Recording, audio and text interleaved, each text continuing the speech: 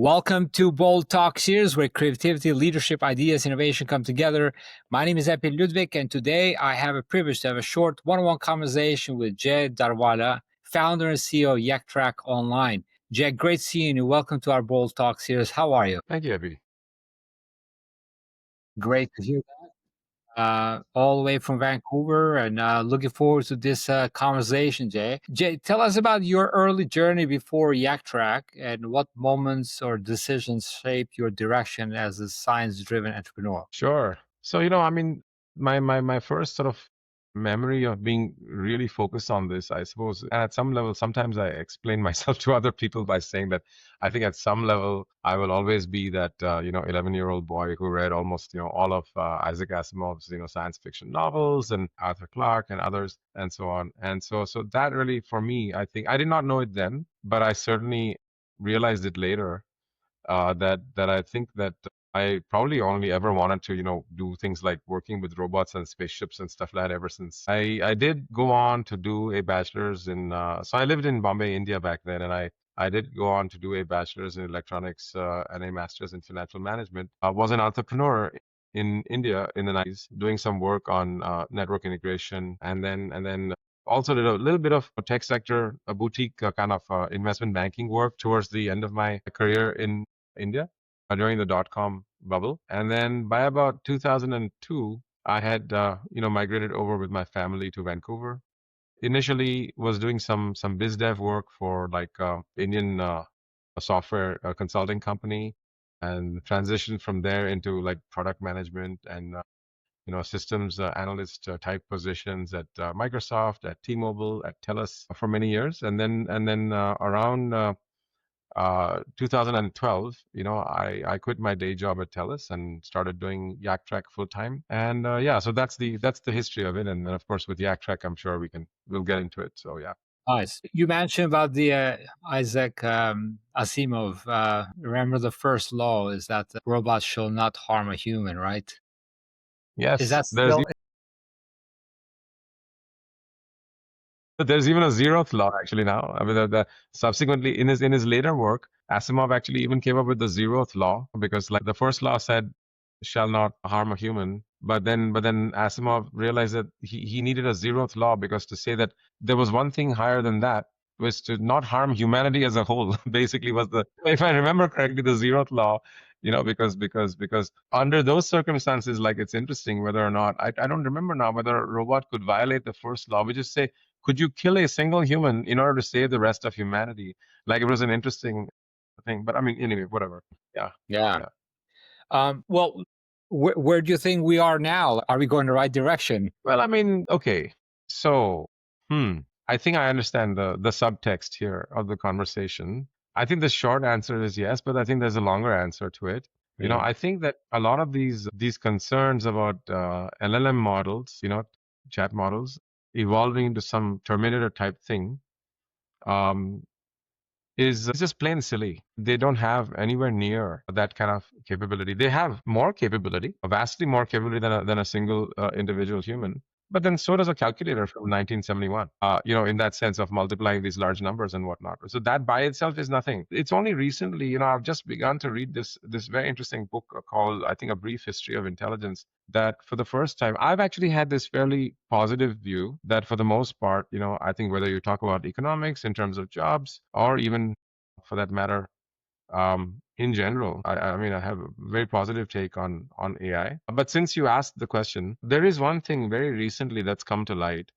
Uh, you know, Folks like Jan LeCun at Meta have been talking about how my cat, he says his cat understands physics better, obviously, than any LLM model, because merely by understanding the language of physics does not actually give you an intuitive grasp. The fact that the cat can jump from the floor to the top of this table and not miss it and land perfectly suggests this intuitive knowledge of gravity and so on and so forth. But it's fascinating. I think it's certainly useful and an interesting way of thinking about it and so on. Of course, Jan has a very specific thing he's working on, like these JEPA models and whatnot. But more recently in this book, history of a brief history of intelligence, I found something that for the first time, just a few days ago, actually, I who have this very optimistic and positive view, I found something of concern. It's worth noting. I mean, there are the obvious things that Stephen Hawking and Elon Musk have been talking about for a very long time, talking about AI weapons. But then again, AI weapons are no different from nuclear, like in the sense of there are so many. There's a human intention behind all of that. And there are so many crazy people out there too. So, right? Come again? And there are so many crazy people out there too in the leadership. Right. But then the source of that problem is the human, right? It's the human intention. And so that is something that I don't know how much we can control, etc. There will always be some conflict and military thing and in the future, I'm sure.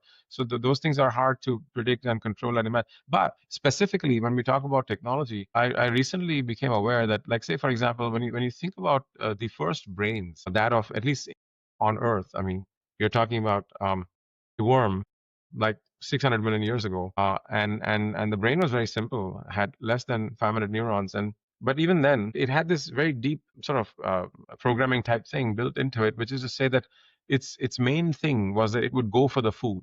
So what is it really doing, right? I mean, at that level, it's basically going for the energy source, and I think we should be really careful. I mean, I think there's a lot to be learned from going into the animal kingdom. But I think we should be really careful about stuff like that because imagine if you built an AI with some sort of primal programming to go for energy, in that case, electrical energy. That strikes me as a potentially dangerous idea. Like the way that a biological mechanism, like a worm, is programmed to come what way, it will do anything and everything to get that food, that energy before it dies, right?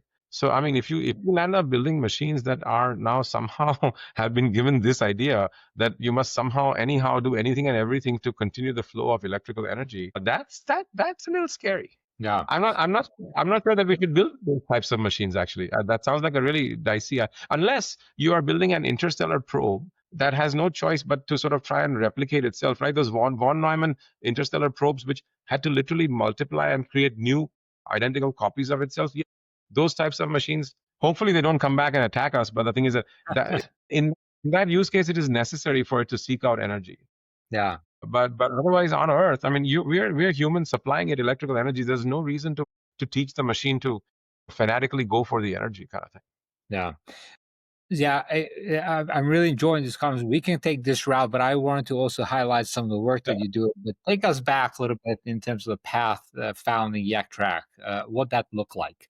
Was there a specific problem or insight that triggered the idea of founding Yactraq? Well, so I suppose that the one thing I didn't mention in my sort of the brief history on myself kind of thing was apart from the science fiction at age 11, I did also as part of my electronics bachelor's, I did was an intern at Tata Unisys back in 1988 in India, where we did work on AI. That's where it kind of got sparked, and I started working on. At that time, I think I remember exactly what the project said. It was like speech synthesis from unrestricted text leading to a reading machine for the blind. I think at that time, Ray Kurzweil and all these guys were working on these things, and it was all the rage. So we worked on that, and that kind of was a bug that was something that I wanted to sort of get back to later on. I was intrigued, I was fascinated. I wanted to get to it, and so by the time I got the opportunity around 2010, 2012 to work on Yactraq. The original idea, weirdly enough, actually, although the technology is nearly identical, was to try and do media indexing, not phone calls so much as we do now.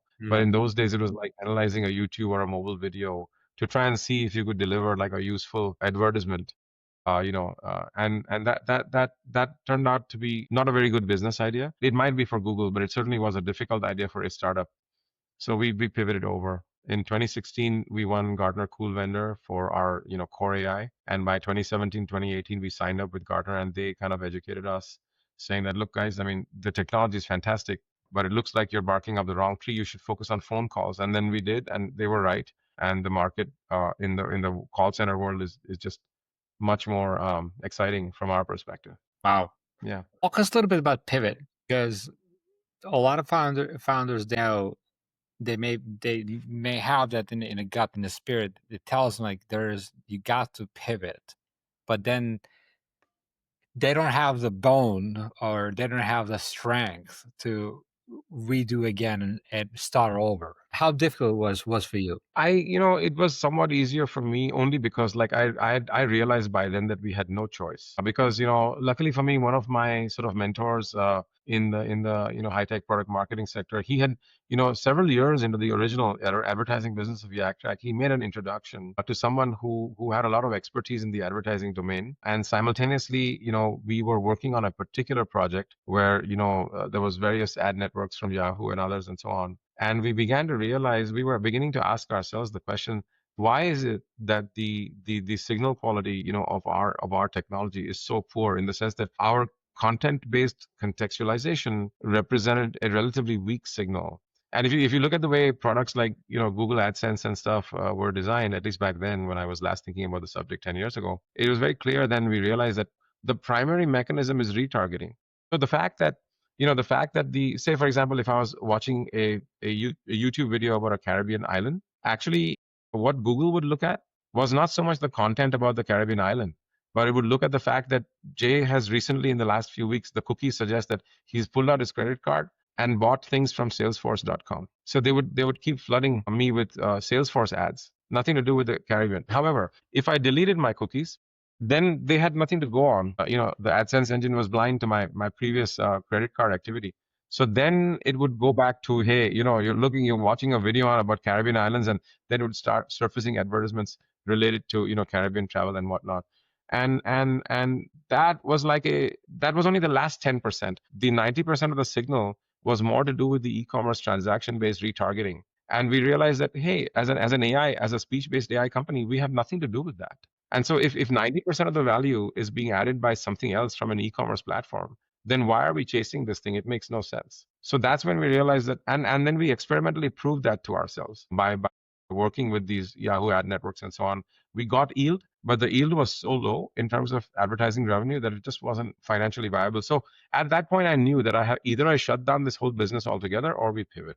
Yeah. So yeah. Yeah, actually, I've talked to a lot of entrepreneurs and CEOs, and the hardest thing is to nail the product market fit. But once you nail it and you find that sweet spot, this is where you double down with your efforts in sales. And so sooner you get to that point, better it gets. And how long was that journey for you, like altogether, and how many years we're talking about? Yeah, so Yactraq was incorporated in 2010, and it was only around 2017 that we started, pivoting over to the call center. So it was a very long journey. It was like almost about, 7 years, and so a bit too long, actually, I would argue, that we took way too long to figure it out. But again, this mentor of mine, Subhash Bal, who's really been there and done that. He had known Herman Hauser, of um, what's that famous chip making company in the UK, ARM. Darn here. Yeah, before Herman became super famous and super successful and all that. And he says, Jay, this is okay. At that time, in that 2012, 2015, 2016 timeframe, when you pitched a VC in Silicon Valley, the first thing they wanted to know was, yeah, but what's a specific vertical use case and this and that and the other. They wanted it really detailed. And we didn't have that. We were like very broad and horizontal. And that was a bit discouraging. But Subhash was okay with it. He was the advisor, and he was like, Jay, I knew Herman Hauser before he was Herman Hauser, and this is the exact same problem that he was dealing with. So surely that's not a disqualification for you to continue trying to search for the right application for this technology. Yeah. And so thanks to that encouragement, I persisted, I persevered with that, and now we actually have a successful business. Yeah. And like sometimes even it may take that long. That also really you also take a look at the part of like the perseverance that you build, that muscle, right? That truly make you who you are today. And those are the great benefits, right? So sometimes we think, like, okay, well, probably that took too long, but on the flip side, there's so much benefits that you got out of it, who you are today. So this is amazing. So talk about a little bit leadership here, Jay. You lead teams across Americas and Europe and Asia. What's your approach to building a culture of innovation and ethical responsibility across global teams? I mean, um, uh, leadership. I mean, I'll just say about myself that what I think I'm good at, um, is that I think I'm good at having a 360 view on somebody else's skill set. I think I'm able to figure out what their strengths are. It takes time. It doesn't happen in a day. It might take 6 months or more.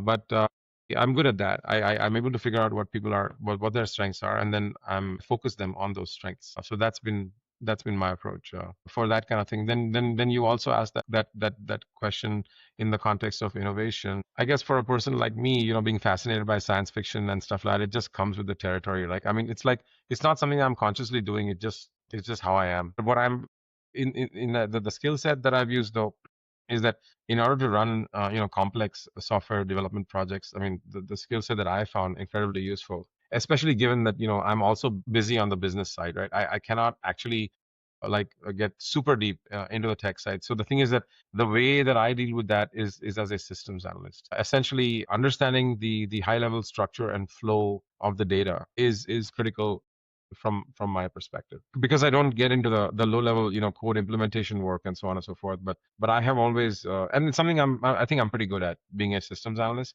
So that's the style that I use, the technique that I use to sort of lead my technical teams. So I think I don't know. Was that the question? I don't know if I did. I Absolutely right. I mean, so talking about your particular area in the speech analytics, where is that heading in next few years? so And I what mean, what role do you think do you see Yactraq playing in the future? so today Yactraq's products have gone well beyond the vanilla of speech analytics into sort of a higher order, like conversational AI, right? So of course, speech analytics is still the base. It is still essential. I mean, part of the product. But so today, like the hot new thing, what we work on is things like the call center agent assist bots. So it's and integrated supervisor heat maps. So essentially, we also do some non-real-time business intelligence, but increasingly that also has moved away from the sort of reporting and search more to the generative, natural language question and answer thing. But the glamorous thing, the cool and the hot thing, like kind of thing, is really the agent assist bot, where whether it's a sales environment or a customer service environment, the bot is trying to provide a helpful tool or tip or suggestion, a kind of a next best action, some useful information, a link or something being surfaced that can help the agent provide better quality service and maybe reduce handling time and so on. So that's what we're working on. That's kind of the present. In terms of like the future, which is I think also what you're trying to get at. I have discovered something fascinating, and it takes us back to Asimov actually, because there was this obviously. I'm sure you remember this character, Dr. Susan Calvin, the robot psychologist, right? This is a human person who's being a psychologist for the robots. And funny enough, it's only with the advent of the LLMs and the chat models that the ideas around that are beginning, I think, to become a reality. Because up until now, in fact, the whole idea of Susan Calvin was inverted, in the sense that the only time I heard of these machines being used in a psychology context was when you had U.S. Army and military veterans coming back from the East with all kinds of conditions and whatnot, and some of them being of that macho style would prefer to open up to a machine than to a human. So that was the opposite, though. It was the machine being a psychologist for the human. But just now with LLMs and chat models, just a couple of weeks ago, I was having conversations with some of my developers, and they were telling me about how these LLMs, because they sort of represent what Carl Jung would have referred to as the collective unconscious, or at least the collective subconscious of humanity, by having collected all these linguistic artifacts. I mean, it appears as if you start threatening the machine, it performs better, because this is somehow a reality of human life, that people do use fear as a tool to get others to do stuff for them and so on. And this is represented in the linguistic base of these machines. So I thought that was really interesting. I said, obviously, I am not in the business of, creating a company full of programmer psychopaths here, but it does talk about how, maybe you do need to use direct, forceful language, maybe blunt, sometimes even crude language, to be very brutally honest with the machine when you want something done. And if you're going down that road, then it seems to me that in the future you might actually want psychologists on your team to work with the developers, because the behavior of this machine is no longer as simple as these computer programming used to be, right? This It has a sort of an inherently difficult to predict nature, and so it seems like if you used, maybe, I don't know that this is going to be true, but I suspect it might be, and it's certainly a direction that I'm thinking of, that people who understand human nature, like whether it is clinical psychologists, or whether it is organizational behavior specialists, within like a corporate context or whatever, then those folks would actually, their knowledge and their capabilities would be most welcome, I think, in adding to how we can make better products. Yeah. Yeah. Jay, I'm enjoying this conversation. I wish we had more time. This is a short format conversation, Yes. and I'd like to finish up with the last question. And the question is that I have for you is, what does the word bold mean to you? Sorry, the word what? The word bold, bold, Bold, as in courageous, you mean? yeah, as courageous, yeah, I think it's essential. Like, I mean, I have had times, in my past when I feel that being too cautious, has actually gotten in the way of my succeeding. So I'm not suggesting that you throw all caution to the wind. mm, But I think our boldness is really, really important, in taking decisions, whether it's, the kind of high technology speculative investments that I make, or whether it is businesses that I run. Certainly that's, on the other hand, I'm not suggesting that the answer to analysis paralysis is extinction by instinct. That yeah, would obviously be a bad thing. So there is such a thing as being too bold, but I think maybe Charles Lindbergh is a good example, a good model, right? I mean, he emphasized the value of what he called calculated risks. So it's not like trying to eliminate risks. You know what I mean? Like today, I think sometimes that, frankly, the culture of people, like entities, organizations like NASA and Boeing and all the kind of companies, they're actually, they obsess so much on risk elimination. I think it actually has the opposite effect that they intend it to have. It does more harm than good. mm. So that is a problem with analysis paralysis. Of course, as we said, being excessively gutsy can basically be also equally dangerous. So I think it's finding the right balance. Yeah. Being bold is essential. I like that. Jay, great seeing you. I truly enjoyed this conversation. Maybe next time we connect again for a longer format. Until that time, take care, be great, and be bold always. Thanks, Avi. Good Take to care. meet you. Yeah. Bye.